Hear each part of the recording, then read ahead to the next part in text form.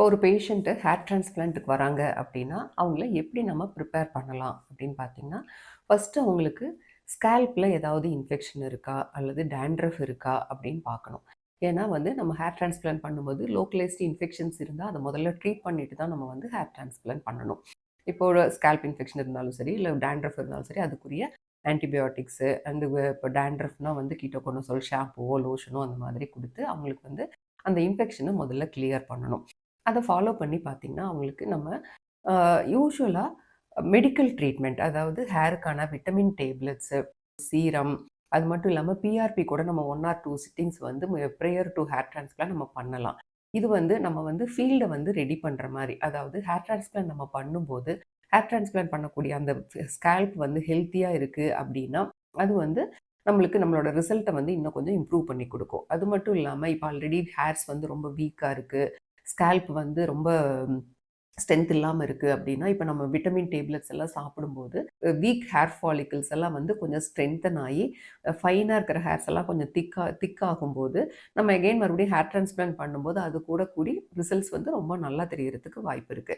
அது மட்டும் இல்லாம, இப்ப பிஆர்பி 1 ஆர் 2 சிட்டிங்ஸ் நம்ம ப்ரேயரா ஹேர் டிரான்ஸ்பிளான்ட்க்கு முன்னாடி நம்ம பண்ணும்போது, அந்த பிஆர்பியும் வந்து நடக்கூடிய ஹேர் ஃபாலிகிள்க்கு ஸ்ட்ரென்தன் குடுத்து, இன்னும் கொஞ்சம் ரிசல்ட்ஸ இம்ப்ரூவ் பண்ணி குடுக்கும்.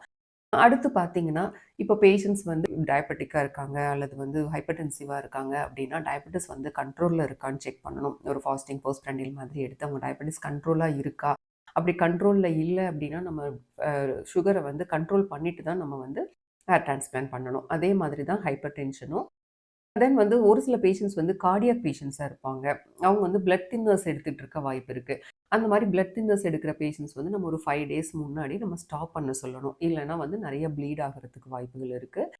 ஒரு சிலர் வந்து ஹேர் நல்லா வளரணும் அப்படிங்கிறதுக்காக ஆயுர்வேதிக் டேப்லெட்ஸ் இல்ல ஆயில்ஸ் அந்த மாதிரி யூஸ் பண்ணிட்டு இருப்பாங்க.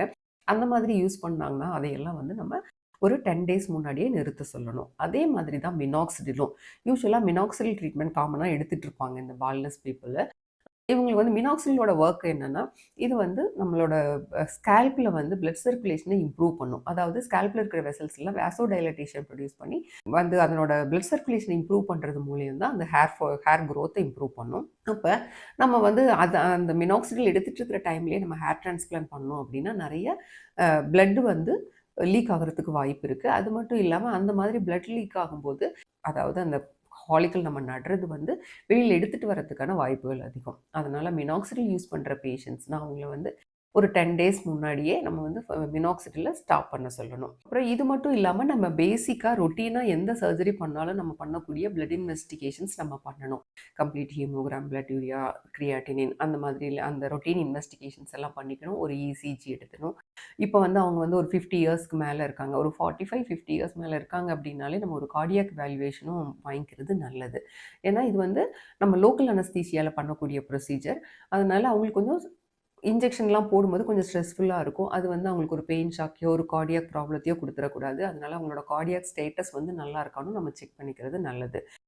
இத வந்து நம்ம லோக்கல் அனஸ்தீசியால பண்ணாலும், நம்ம ஆப்பரேஷன் தியேட்டர்ல வச்சு மத்த சர்ஜரிஸ் எல்லாம் எப்படி அதர் பேக்கப்ஸோட, எமர்ஜென்சி பேக்கப்ஸோட பண்றோமோ, அந்த மாதிரி ஆப்பரேஷன் தியேட்டர்ல வச்சு தான் நம்ம இந்த சர்ஜரிய பண்ணணும்.